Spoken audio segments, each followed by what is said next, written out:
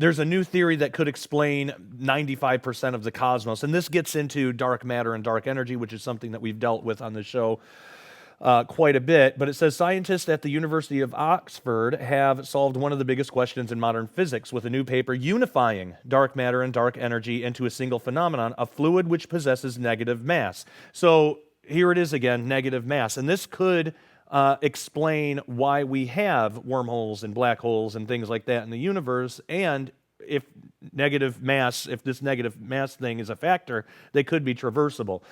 If we accept that, the whirlwind phenomenon in the Bible, when angels show up, like in the first chapter of the book of Ezekiel, if we accept the premise that those are wormholes, then we know that they exist and they can connect to higher dimensions.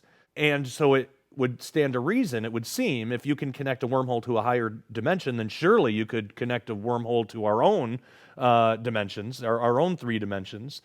So it's interesting to think about. But so dark matter and dark energy might actually be able to be unified. So it says here, just like what we talked about, if you were to push a negative mass, it would accelerate towards you. This astonishing new theory may also prove right a prediction that Einstein made 100 years ago. Our current widely recognized model of the universe, called the lambda CDM, tells us nothing about what dark matter and dark energy are physically. We only know about them because of the gravitational effects they have on other observable matter. This new model, published today in Astronomy and Astrophysics by Dr. Jamie Farnes from the Oxford E-Research Center, Department of Engineering Sciences, offers a new explanation. Dr. Farnes says, we now think that both dark matter and dark energy can be unified into a fluid which possesses a type of negative gravity, repelling all other material around them. Though this matter is peculiar to us, it suggests that our cosmos is symmetrical in both positive and negative qualities.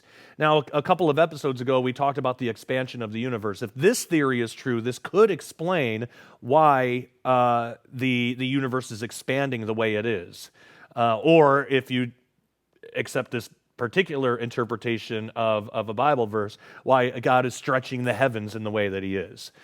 Now, again, with that Bible verse, we don't know how literally we can actually take that, but it's still interesting to think about. But it might explain if the universe does have this repellent negative mass type of thing happening.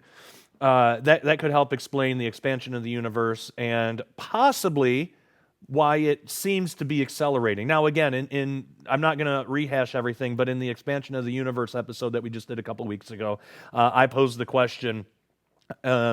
How do we know that it's expanding faster and faster? Because we look at distant galaxies and we can see it expanding faster.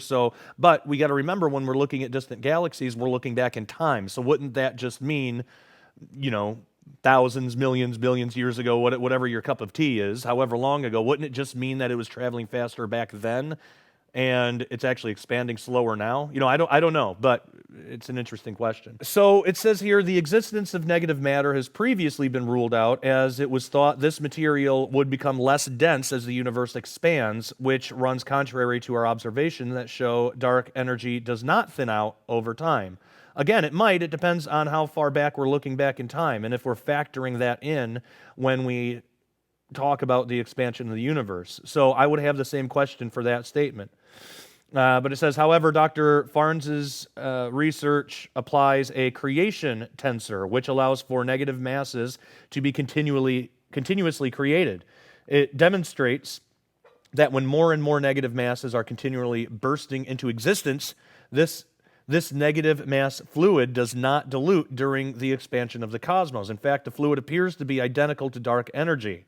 Dr. Farnes' theory also proves the first correct predictions of the behavior of dark matter halos. Most galaxies are rotating so rapidly they should be tearing themselves apart, which suggests that an invisible halo of dark matter must be holding them together. What's interesting is there's a theory, I wrote about this in my book with Tom Horn, Abaddon Ascending. There's a theory that even the Earth actually does have a ring of dark matter around it. So maybe it's not dark matter. Maybe it's this dark matter, dark energy hybrid. Who knows? But it suggests that that this invisible halo of dark matter would be holding even galaxies together. Now, the new research published today features a computer simulation of the properties of negative mass, which predicts the formation of dark matter halos, just like the ones inferred by observations using modern radio telescopes. So Einstein provided the first hint of the dark universe exactly 100 years ago when he discovered a parameter in his equations known as the cosmological constant, which we now know to be synonymous with dark energy. Einstein famously called the cosmological constant his biggest blunder, although modern astrophysical observations prove that it's a real phenomenon. It notes, dating back to 1918, Einstein described his cosmological constant, writing that a modification of the theory is required such that empty space takes the role of gravitating negative masses, which are distributed all over the interstellar space. It is therefore possible that Einstein himself predicted a negative mass-filled universe. And if that is the case, that would explain a lot of the things that we talk about on this show. It would actually help explain quite a bit. So Dr. Farnes says, quote, previous approaches to combining dark energy and dark matter have attempted to modify Einstein's theory of general relativity, which has turned out to be incredibly challenging. This new approach takes two old ideas that are known to be compatible with Einstein's theory, negative mass and matter creation, and combines them together.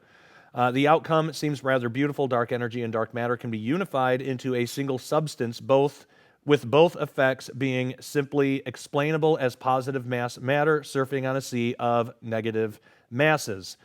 End quote.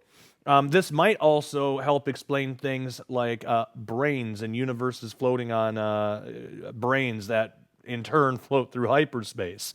That might be the repellent factor, because string theory even says that there are certain particles that are bound to our universe, that they cannot move. But particles like gravity can traverse dimensions just on their own. So maybe there is a type of negative gravity or a negative mass effect that allows for that type of thing. Proof of Dr. Farnes' theory will come from tests performed by a cutting-edge radio telescope known as the Square Kilometer Array, or SKA, an international endeavor to build the world's largest telescope in which the University of Oxford is collaborating. Dr. Farnes adds, quote, there are still many theoretical issues and computational simulations to work through, and Lambda CDM has a nearly 30-year head start, but I'm looking forward to seeing whether this new extended version of Lambda CDM can accurately match other observational evidence of our cosmology. If real, it would suggest the missing 95% of the cosmos had an aesthetic solution. We had forgotten to include a simple minus sign. So we'll see. But again, I think that a big part of this, too, is factoring time into it, especially with the expansion of the universe. But if you factor time into it plus negative mass, then you might really have